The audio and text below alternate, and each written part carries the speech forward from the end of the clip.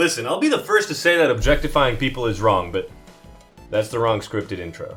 Just kidding, I don't script anything. I don't really know what to title this video, but I did want to make it for some time. I wanted to talk about characters that were either useless or heavily disappointing in Jujutsu Kaisen. So that's exactly what we're going to be doing today. I hope that your favorite character is on this list. There will be manga spoilers.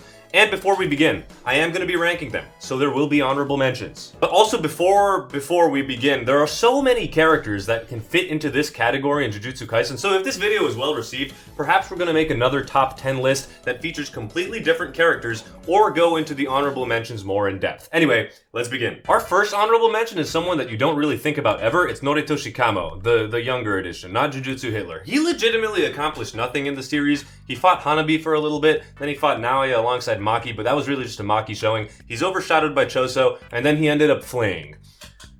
Congratulations, at least you're a normal human being, you know when to step back. And let me just say, the way I ranked these characters was basically completely arbitrary. I used what they did in the series, how I feel about them, how the community feels about them, how much screen time they have. It's kind of a mishmash of everything, and I'm gonna be contradicting myself all the time, but I don't give a fuck. I'm a legend that can do whatever he wants. I'm literally the greatest, and you can't even say anything about it. Next up, we've got Toji Fushiguro, and a lot of people are gonna say, what the fuck, Toji? In a JJK useless video? He assisted in the birthing of Megumi. Fucking use your noggin. I don't care how good a person you are. I don't care how much joy you brought to the world. If you're single-handedly assisting in any way to the end of the world as we know it, I can't forgive you, Toji. Get the fuck out of here. Next up, we've got Miwa.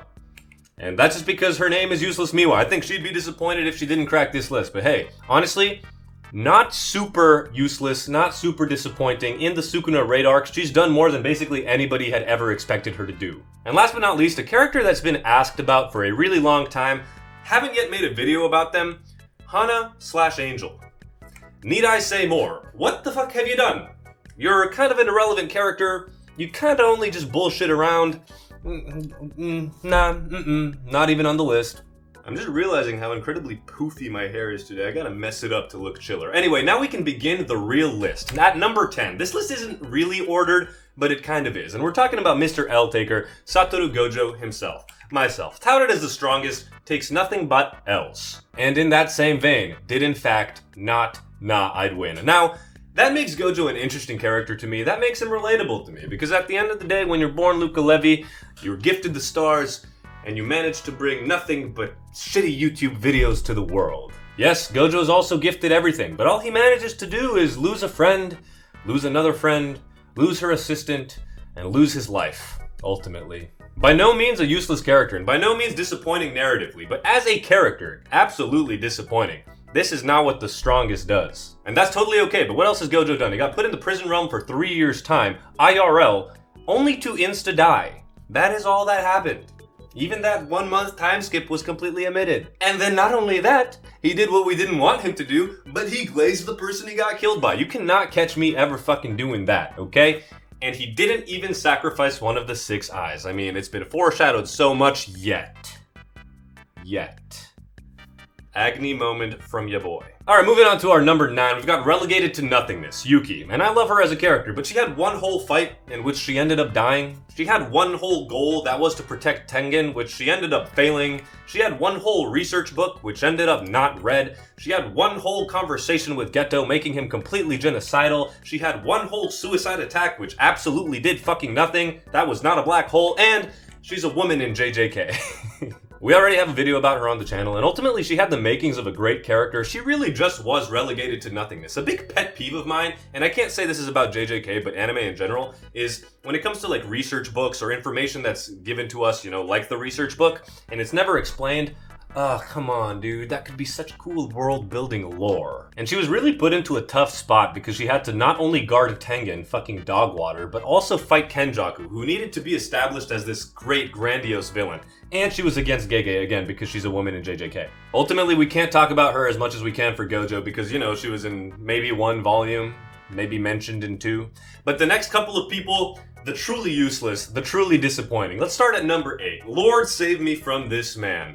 Hikari. I was much higher on Hikari before, but in recent weeks, chapters, months, I could not find it in myself to forgive him for the absolute stall fest that he is. So what has he done? He beats up Kashimo, who is an old, delusional farmer killer that's like walking down the street, finding an old guy, mugging him, and beating the fuck out of him. It's just not cool. No one would like you for that. And while you're pummeling the old guy's face and he's telling you the entire time, oh, back in my prime, I was so strong. Yeah, fucking right, old man. All that is to say, he's an idiot. And he's not just an idiot in terms of actions, but he also has a 2 out of 10 on the academic JJK scale. And I know some people say like, oh, he doesn't care about school. Dog, let me tell you, even if he didn't care about school, he could have gotten over a 2. Yuji uses his fingers to count to fucking 5. Hikari is lower than Yuji. Don't want to hear the academic argument, because I guarantee you Jujutsu High does not focus that much on academics. Now also his stocks are way down for me due to him not being able to beat Uraume, and I know some people say they hard counter each other. Uraume has no way to put him down. He has no way to get close.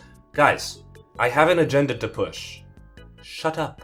Perhaps the biggest offense of Hikari, though, is that he has this brain rot domain expansion that makes me want to break my screen whenever it fucking appears or it's mentioned online, because I remember reading these chapters, rereading these chapters, until I finally, months and months later, realized I should have just skipped this shit. Then, of course, in typical narrative fashion, we're told that he's stronger than Yuta when he's on a roll. No, he's fucking not. There's no reason to believe that. If you believe that, leave.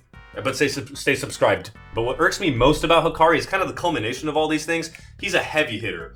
Do something then. Come on, Hikari. You don't deserve to be on the same picture as Yuta, Maki, and Yuji. Nuh-uh. Next up, we've got someone that might hurt a lot of people. Number 7. Doesn't talk for a reason. Inumaki. And brother, I like you, but perhaps it really is time to shut up once and for all. I know it's tough to be in this position, but you're part of the Tokyo School, and the Tokyo School has a lot of characters that overshadow a lot of other characters. You're not as funny or prominent as Panda, you're not as strong as Maki, you're obviously not Yuta or Yuji or Megumi or Nobara. Man, you've actually done nothing other than lose an arm in Shibuya just by existing.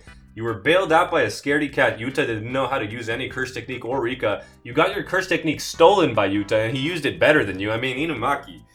It's just not looking good. But the piece de resistance of your useless and disappointingness is that you have this power of cursed speech, touted as a great cursed clan technique.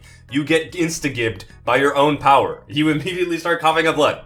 It fucking sucks. So it stands to reason that you have 0 legitimate fights in the series. I'm sorry, there's just nothing I can do. I like you as a guy, but you're fired. That's me as your boss. Next up, we've got the person who is responsible for the Kyoto students are aggressively dog water video. We've got no one is graduating. Congrats, Utahime. You're a teacher that just doesn't get paid to teach. You weren't even teaching Toto. It was Yuki, and he is by far your best student. We don't even know what you do until the very end of the series where you buff Gojo very briefly, and you always get your spotlight stolen from what we do see, even from Haruta and Kenjaku and Uraume. I can only imagine how this fight with Haruta could have gone. Man, low-key, Gojo dropping that barrier was the best thing that could have happened to you, because you went from grade 2 to semi-grade 1 in 12 years. 1-2. Over a decade.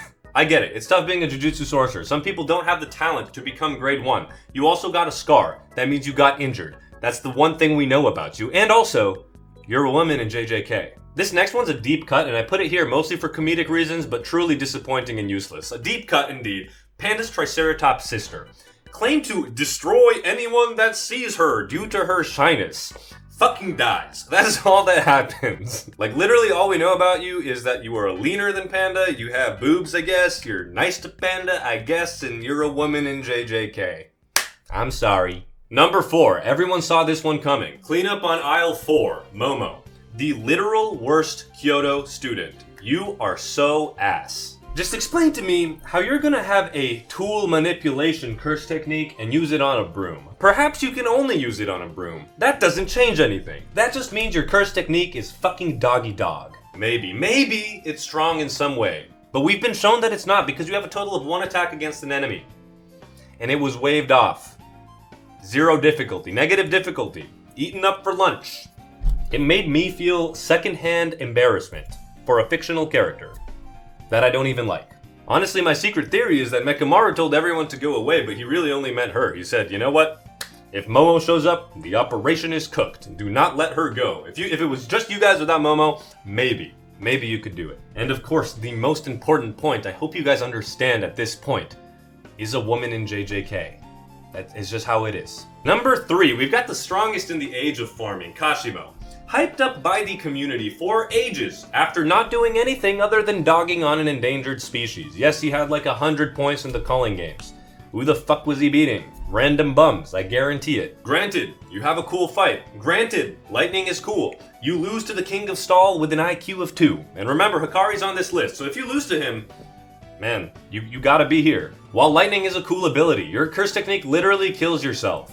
It's just not useful. That shit sucks. Very much akin to Gojo, you sought to fight the strongest, and then you sucked him off post-death. Not a cool look. It's just not. That's why Gojo's on the list. But hey, we love him. And you?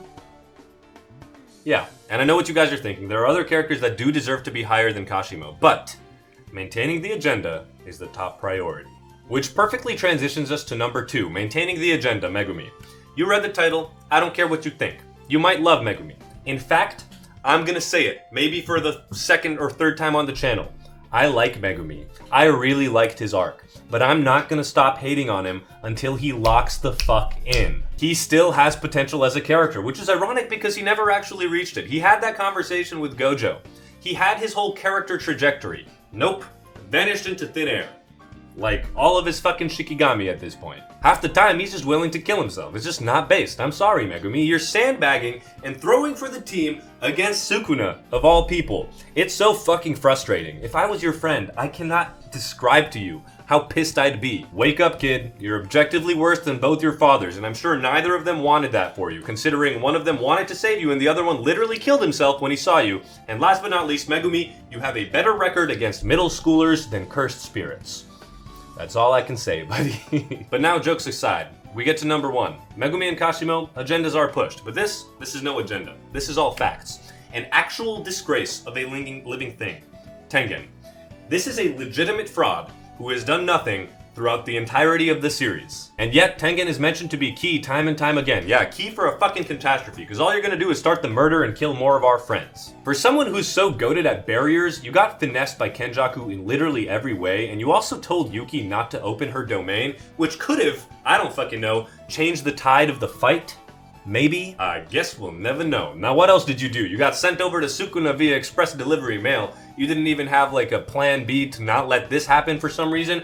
Tengen's barriers make it impossible to know where to go. No one knows where the star plasma vessel should go. Guess who just walked in and shot her with a literal Glock?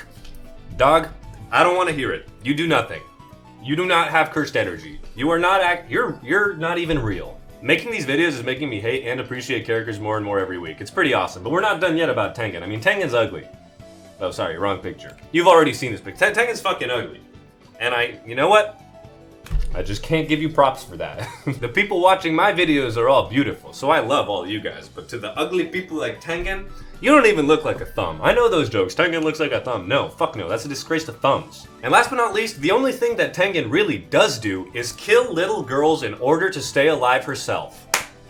Congratulations. Why do you want to stay alive? Tell me. What's your power? What do you want to do? How will you contribute to the world? I'm listening. And Tengen is so fucking annoying. And ugly. But there's actually a secret number 0. It's me, the most useless character. Unless I say, you can save me by subscribing. You can make me even prettier. What? Yes, I know. Incredible. By commenting. Or you can make me more charismatic. I know, truly impossible. By leaving a like on the video. Or if you want to do a combination of all 3, hit that notification bell. Hey, no one's stopping you. If you enjoyed this video, please consider doing those 4 things. Let me know down below how I did. 10 useless characters. Yes, they were ranked, but whatever. Wishy-washy. How would you change the list? Who else would you add? Should we do a part 2? If people want to see a part 2, we'll do a part 2 eventually. Leave suggestions for future videos down below. Any game, serious characters, real things that we can do IRL, like pretending to be Satoru Gojo. Anything you want to see, let me know. I want to do it for you. I love you. You're looking spectacular today, you ginger queen. Goodbye.